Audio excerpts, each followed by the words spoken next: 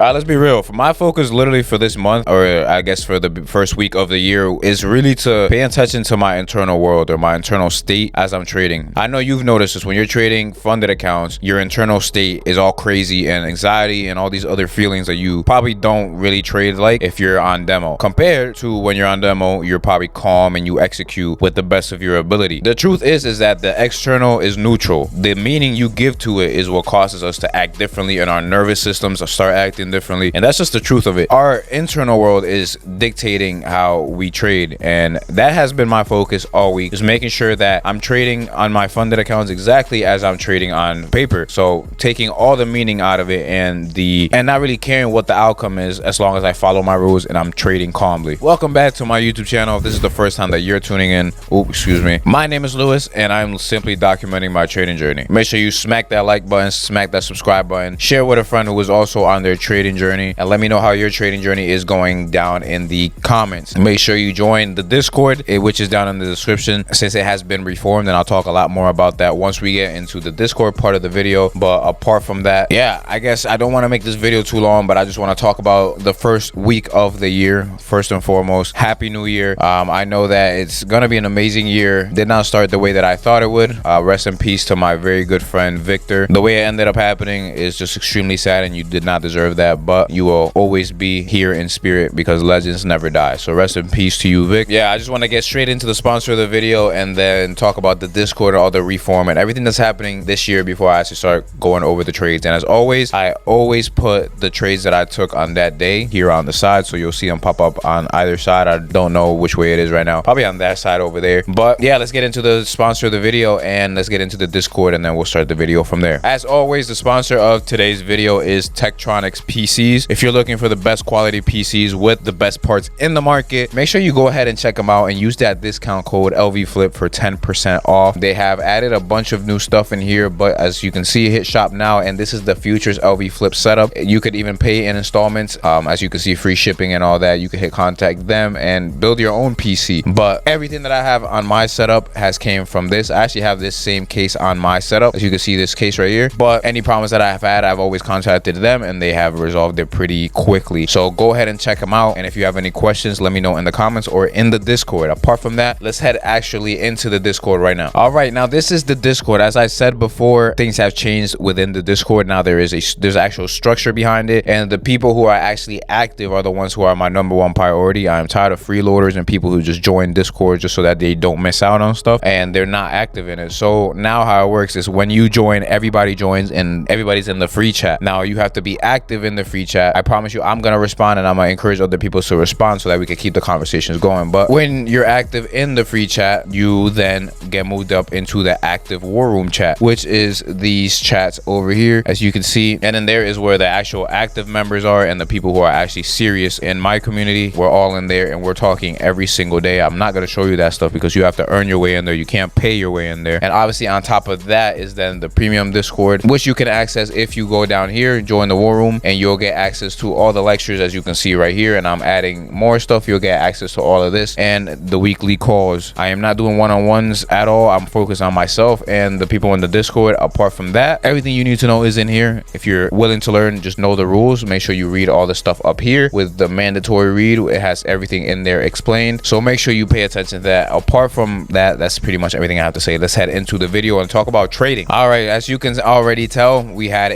basically a Monday low all the way up to a Wednesday high of week. Let's just go straight into the trades that I ended up taking and then we'll talk about it. Very annoying day here on Monday. I came into the day bullish. Basically talk about what ended up happening.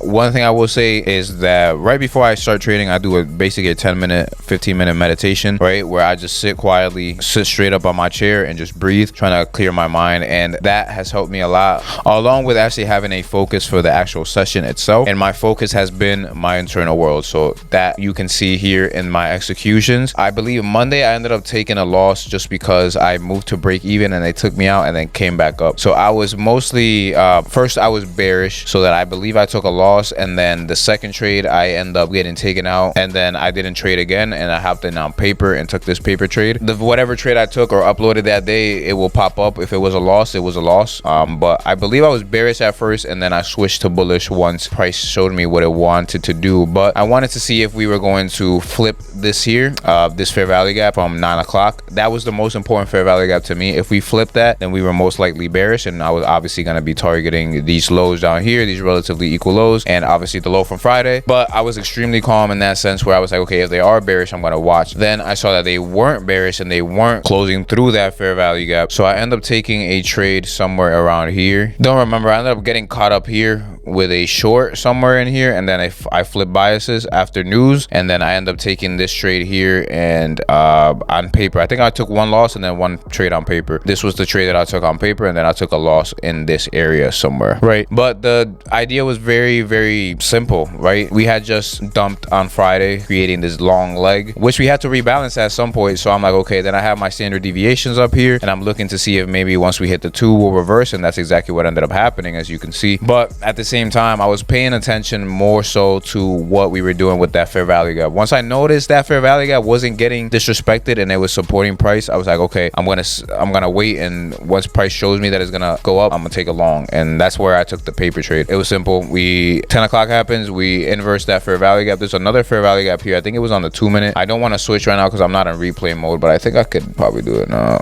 Start new. Yeah, this is fine. Now we're talking. Here I'll show you. Yeah, this fair value gap right here, I said if they come back, that's probably gonna be the inverse fair value gap that holds price. And that's exactly what happened. I took the entry in there on the 1 minute, if I'm not mistaken. Yep, as soon as they tapped into it, I hopped in there, had my stop below this low, or below the fair value gap itself, and they chopped. Took a while, almost took me back out, but then continued to chop. I noticed that this here is probably a 5 minute order block or a down close candle. Yeah, this down close candle that supported price, and they went up and hit the target, which I was targeting 70 points, and that was the Monday. But I think I took a loss, and then I just got off and then just traded on paper on my second trade. But let's move on now to Tuesday, which was probably the best trade I had this week. But yeah, let's move on to that really quickly. All right, so here on Tuesday, I took a long, extremely clean long. It was very clean, probably the cleanest day of the week. Probably, I mean, you can debate between Tuesday and Friday, but this is the trade that I took right here, this long in this fair value gap. And it was the same type of thing. Obviously, I was bullish coming into the day, and I wanted to see what they were gonna do with this fair value gap right here, this fair value gap at 925. I was waiting to see if we were going to inverse it or use it as support, and obviously we came up and opened and took out this high. So after we took out that high, I was like, okay, if we're gonna really have a shift in structure, meaning we close below this body right here with this fair value gap, then we're obviously bearish and we're gonna target this low and, you know, continue targeting lower. But it's all about being calm and knowing what to look for. Everybody's different. Know what you need to see in order for you to have confirmation. What I see as confirmation might not be confirmation for you, so you might as well just really go with what you understand, and if you see it, go ahead and take it. But that's my approach on this day, and on Tuesday, Monday as well. If you go on the lower time frames, you'll notice that I just took it inside of this fair value gap on the 5 minute. I noticed that there was an SMT below this low as well. You can go and check it out yourself. But SMT below this low inside a 5 minute fair value gap, we start to inverse this 1 minute fair value gap right here. I take the entry after the inverse, and my stop below that wick right there, targeting 75 points. I think I closed a little bit earlier, like around here, but I was targeting the high from Monday as my target, and then I just got off at that point. And then you can see that the fib right here ends up telling me exactly where price ends up reversing at the -2, creating another anchor spot where, as you can see, we came down to the -2 area of this and then reverse off of that. So now you can kind of see where the rest of the week was going to go. On Wednesday and Thursday were kind of trash just based on how choppy it was at the open, and ended up clearing up a little bit after. But yeah, let's go on to Wednesday now. Here, Wednesday the 7th, as you can see, bullishness on Wednesday, extremely bullish on my end.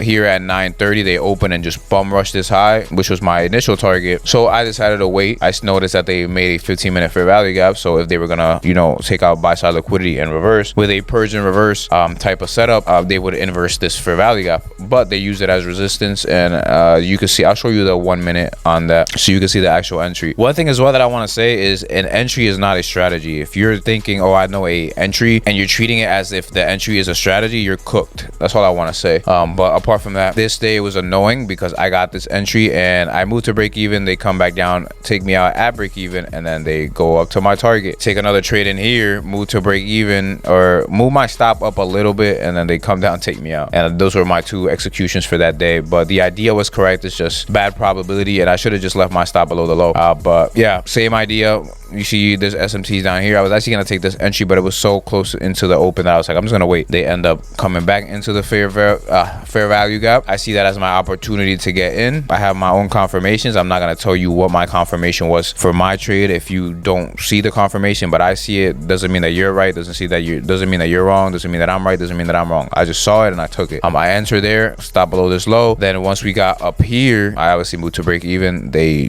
dump all the way back down to the break even spot just to take me out to then go up to my targets, which was the previous week high, which was a very clear draw on liquidity. So if you didn't take that on Wednesday, I don't know what to tell you, honestly. I really don't. But apart from that, that's literally it. That's what it was on Wednesday. So yeah, it came out. It did it twice. I took another entry in here, took me out, and then went up to my target. So it is what it is. I followed my rules. That's all that matters. But it's also a 10 a.m. power of 3, as you can see. 10 o'clock opens, drops into a PD array, then ends up building up. But let's move on to Thursday really quickly. Thursday was horrible, right? If you didn't get the first initial short, and I messed up on this day, something what I talked about earlier with my good friend Vic, ended up passing away, and I should have just not traded this day, but my head was not in the right space. I ended up taking a long here, and where really was supposed to take a short, end up getting cooked. Then I'm looking for an entry. I take an entry, I think either here or somewhere. I think it was here. I think I entered here down to this low. Then they actually, I think I got filled like around here. They come back up, I close, and then I'm like, okay, I'm gonna wait, and then I end up getting chopped up in this nonsense. But I still followed my rules, so that's all that matters. But Thursday was pretty trash if you didn't get the initial shorts. Apart from that, I don't know what people caught, unless they caught a long from here, which was pretty good if you got it. You know, you could have got 130 points plus,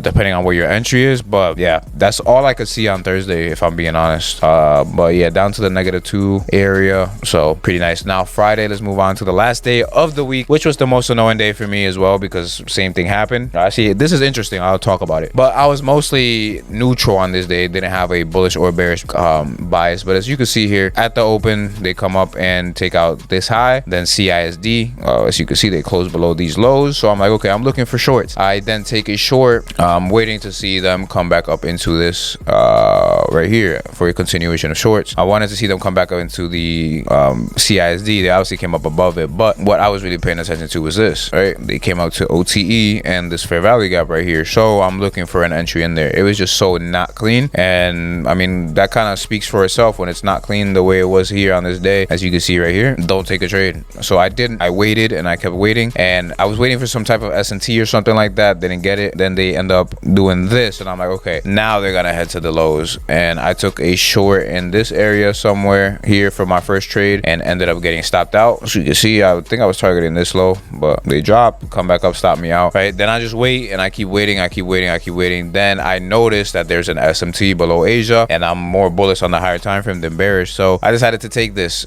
long here, or I wanted to take a long more after we inverse these fair value gaps. So I was waiting to see if they maybe come back down into this fair value gap and use that as a continuation, but they just came down to this order block and the 10 o'clock opening price. Now the order block is on the 5-minute, boom, went straight up to my target. But then after that, I'm like, I'm still bullish. They're not bearish at all. So I waited. Then as you can see, if you hop on the 15-minute, they come down into this fair value gap. So I'm like, okay, if they inverse it, we're going shorts. If they use it as support, we're going higher. So same idea, and this one hurt. This one really hurt. This was my entry, right? And then had my stop below here. As soon as they close and inverse this fair value gap, I move my stop loss right below this wick right here, and they just come down and take me out. And I had taken a loss over here, right, and then a loss over here. So done for the day. And then I hop on paper and take literally I got the same fill but over here, and it ends up going up to my target. But all I had to do was not move my stop below this, and I would have been fine. It would have been a winning day. But that's basically it. If we look at the higher time frames, let's see if we could look at it real quickly. Yeah, I'm looking more so bullish, waiting to see us obviously hold this fair value gap and then head towards these highs up here for the previous month high. But that's pretty much everything I had to say. It was the first week of the year, first week of the month. I wasn't expecting crazy price action. mean, it is what it is. I know a lot of people got cooked in these situations, and if you did, you know, don't be upset. As long as you follow your rules, that's more important than your P&L. And yeah, that's pretty much everything I have to say. Thank you for watching the video. Let me know how your trading week went. Let me know how your trading is going since you started in the comments. Join the Discord. As you know, we've reframed everything. So if you're not serious, don't join. I'm being dead ass. If you're not serious, I don't want you in my Discord. If you're serious and you're gonna be active, join the Discord and work your way into the active chat. That's where everything is. Apart from that, if you want to join my premium, it's in the Discord. If you're looking for PC parts, use my discount code LVFlip on Textronics.com. Make sure you like the video. Thank you for the subscriber count. I don't know if we'll reach it by the time that I upload this video. Let me check really quickly at what the count is at, but I think we will probably, I mean, maybe we could hit it by then. I don't know. If we did, I thank you for hitting exactly 1,700 subscribers on YouTube. Extremely grateful for every single one of you who subscribes anywhere or likes a video or anything. You don't have to, so the fact that you do it, I'm extremely grateful. I don't have anything else to say apart from that. We'll catch you in the next video. Peace.